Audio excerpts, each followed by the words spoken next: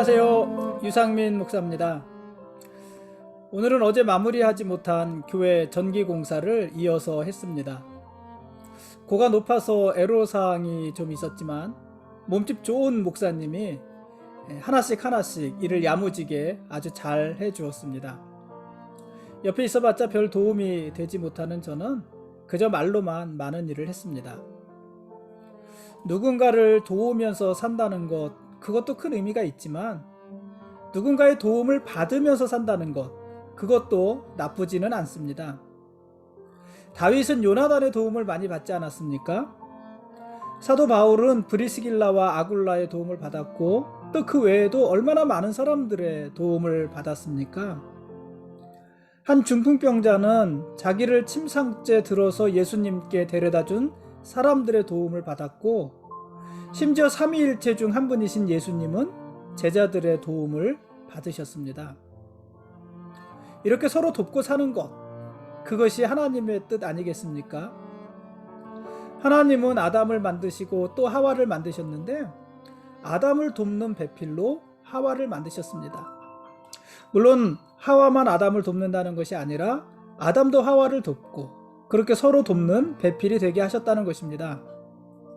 그렇다면 그것이 창조의 정신 아니겠습니까? 하나님은 우리들이, 사람들이 서로 돕는 자로 존재하기를 원하시고 계십니다. 그러므로 여러분, 서로 돕고 삽시다. 누군가 도와주겠다는 사람이 있으면 그 도움을 마다하지 마십시오. 또 누군가를 도와야 할 일이 있다면 도움 주기를 주저하지도 마십시오. 우리가 그렇게 서로 부대끼며 어울리며 기대어서 돕고 도와주고 도움을 받고 그렇게 살아가는 것이, 그것이 잘 사는 것입니다. 오늘 말씀 보시겠습니다.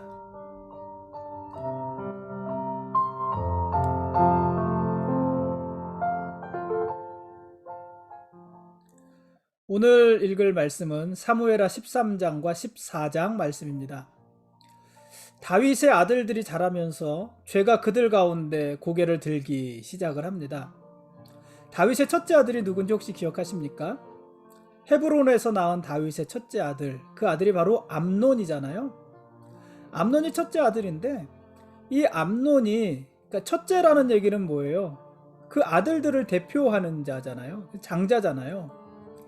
근데 그래서 다윗의 아들들을 대표하는 자가 암논이라고 할 수 있는데, 이 암논이 이복 누이니까는 사실 뭐라는 거예요? 남매지간이라는 거죠.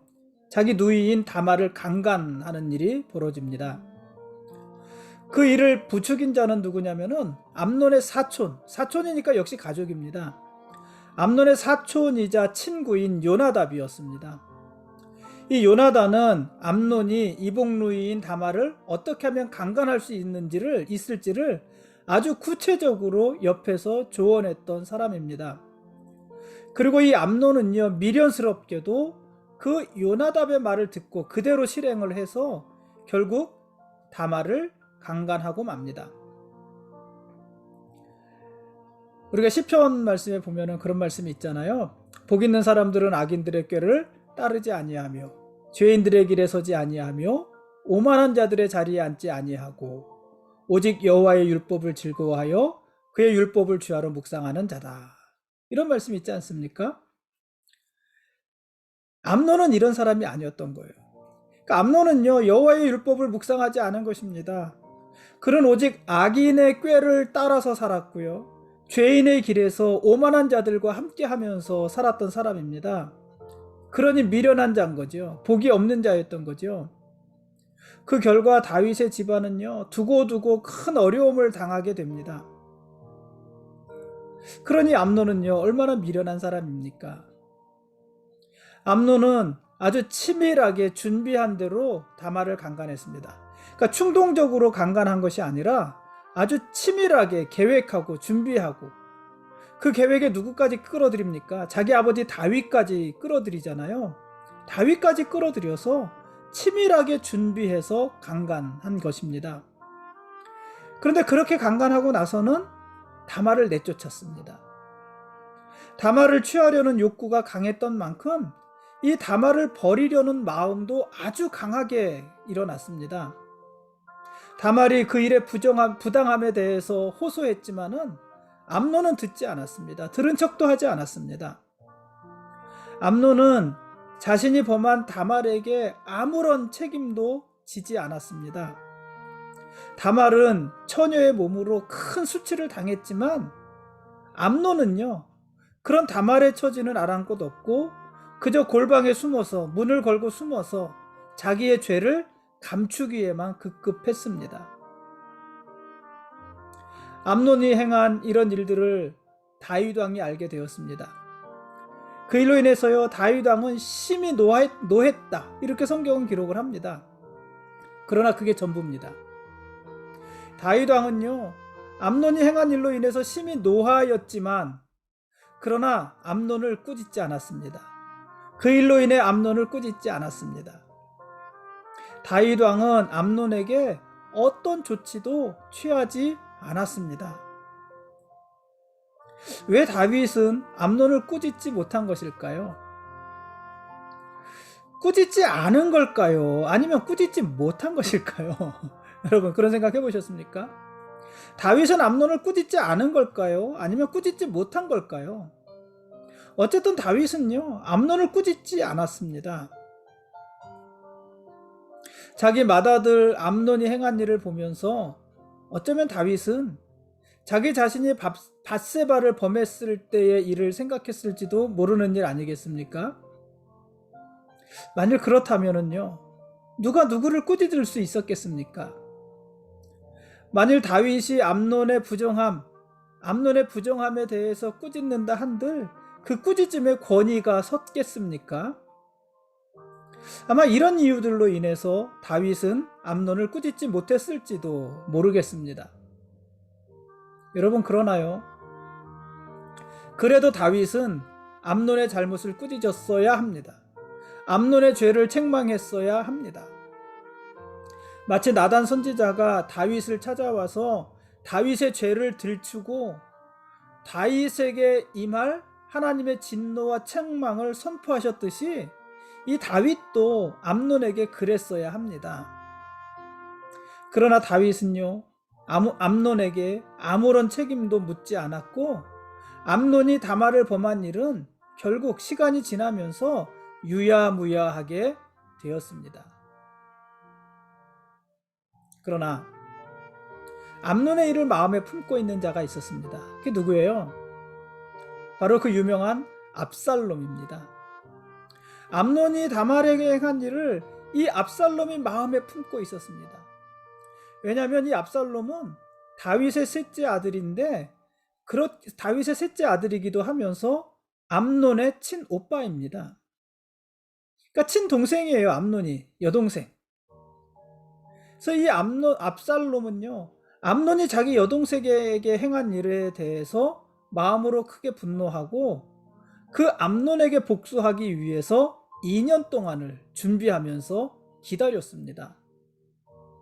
그리고 양털 깎는 축제를 빌미로 해서 결국 암논을 죽이고 말았습니다.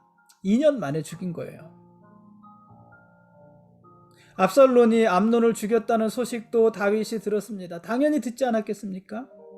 다윗은요, 암논이 죽었다는 소식을 듣고 크게 슬퍼했습니다.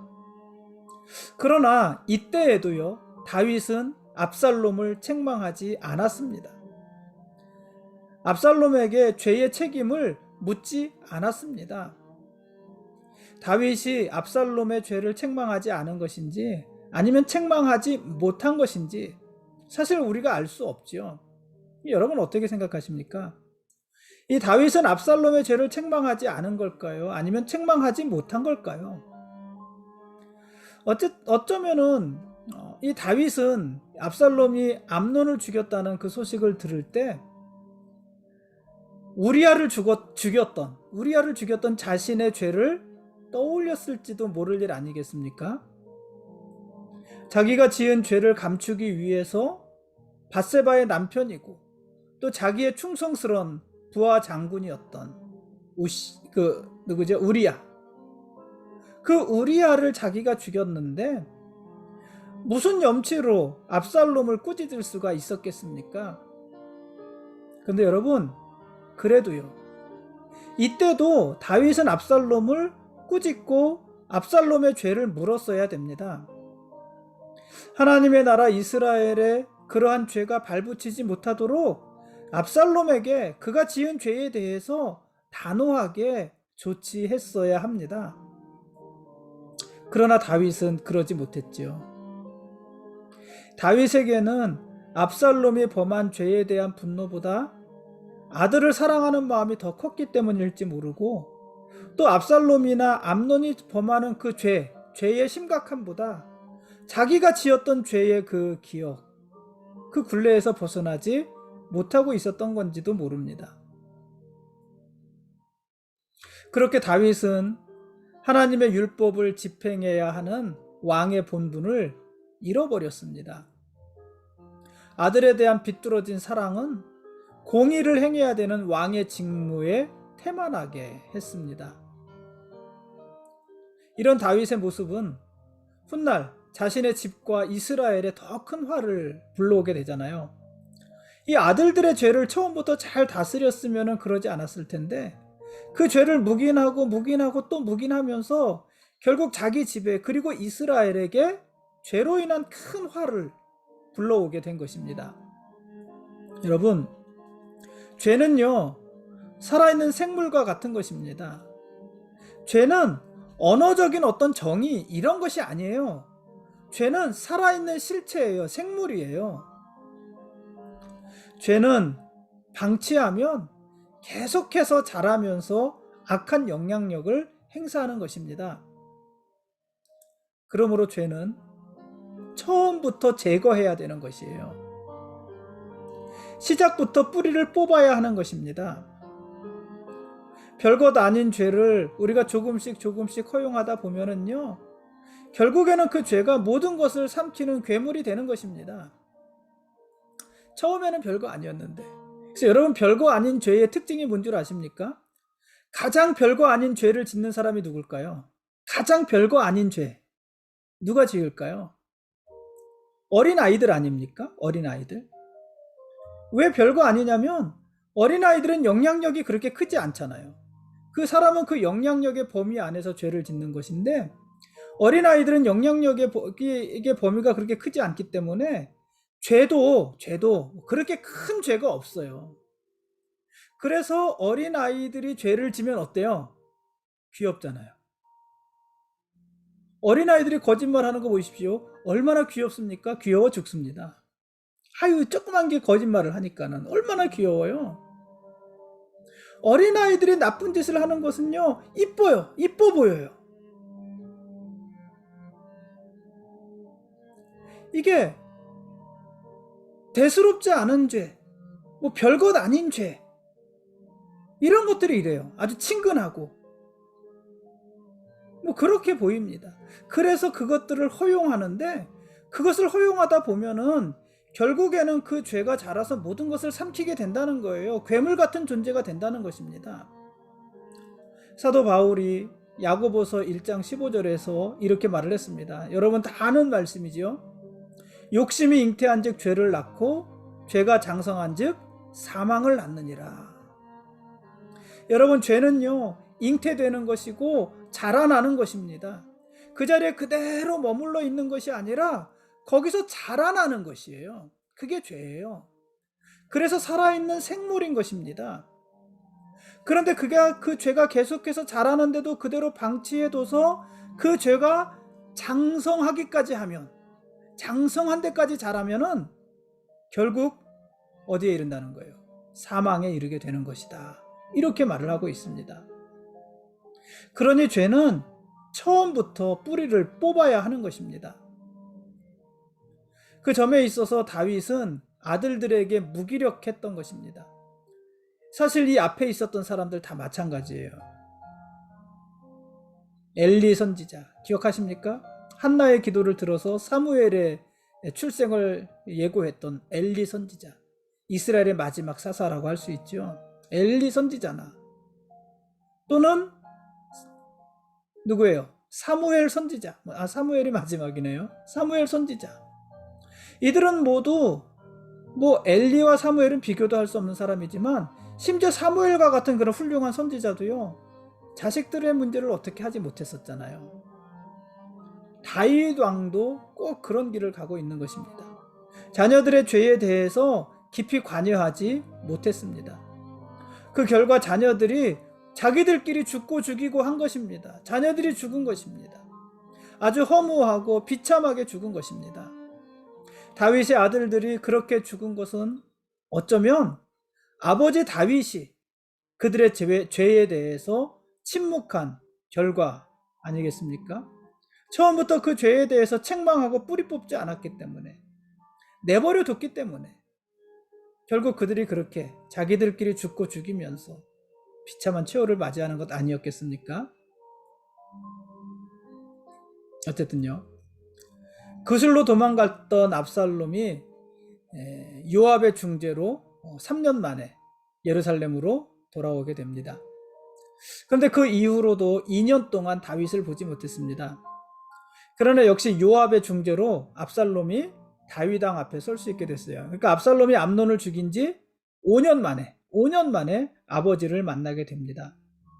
그러나 그때 압살롬의 마음에는 이미 다윗에 대한 반역의 마음이 싹트고 있었는지 모릅니다. 죄의 문제를 청산하지 않은 다윗과 압살롬, 두 사람이 아주 불안하고 불편한 동거를 시작한 것입니다.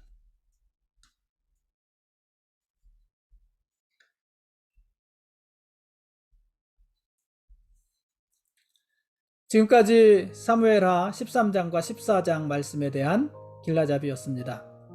내일 읽을 말씀은 사무엘하 15장, 그렇죠? 15장과 시편 3편 말씀 2장 말씀을 보시겠습니다. 암논도 그렇고 압살롬도 그렇고 그들은 죄를 짓기 위해서 아주 치밀하게 준비했습니다.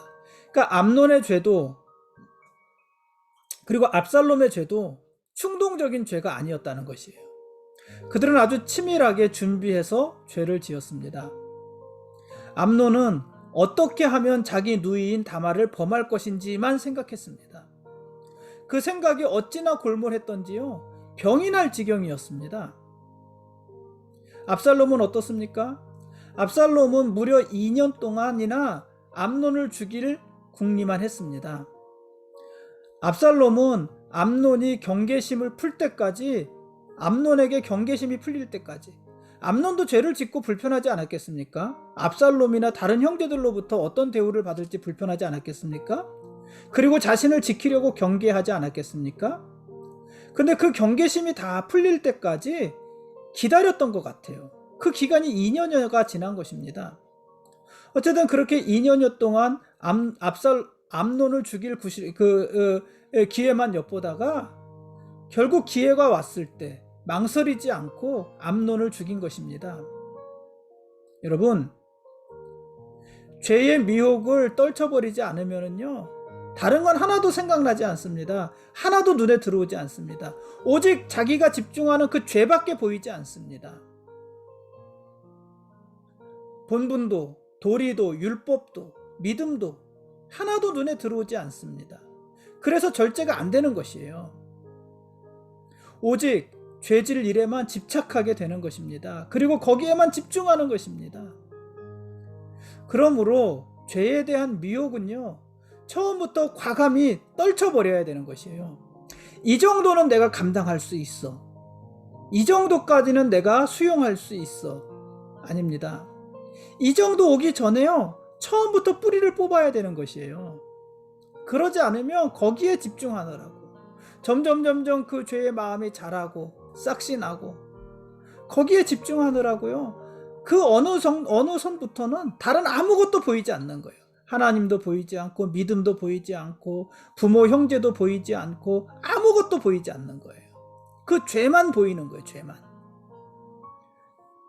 그러니 성적으로 범죄하고 타락하는 사람들, 그런 사람들 한번 보세요.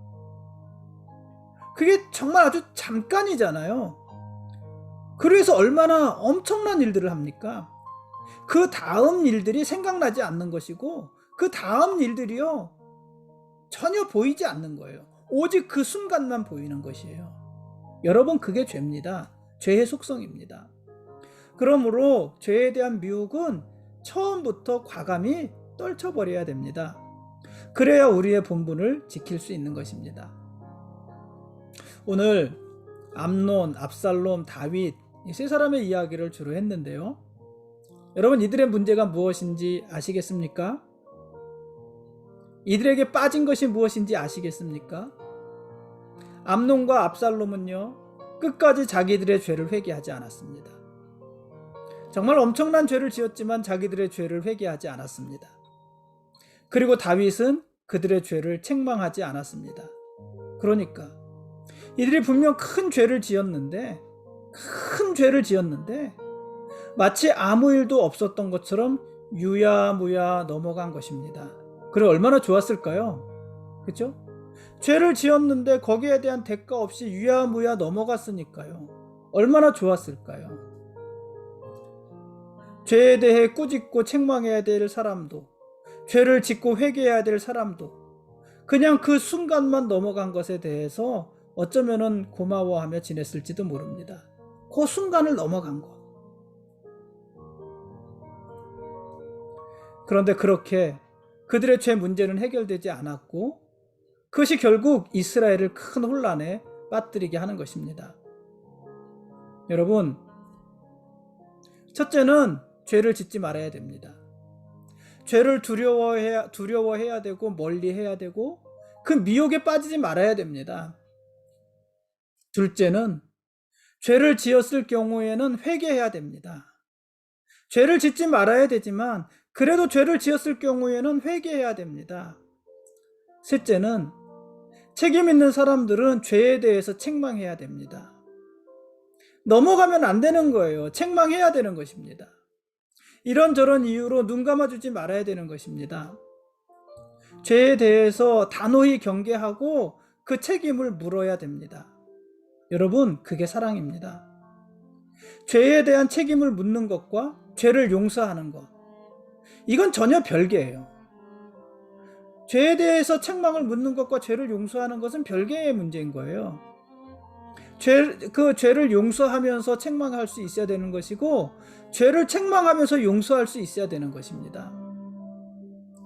다윗과 암논과 압살롬에게는 그런 것이 없었던 것입니다. 오늘 여기까지 하겠습니다. 하나님이 우리의 왕이십니다. 그리고 우리는 그분의 뜻대로 살아야 될 그분 앞에 거룩히 구별된 하나님 나라의 백성들입니다. 고맙습니다.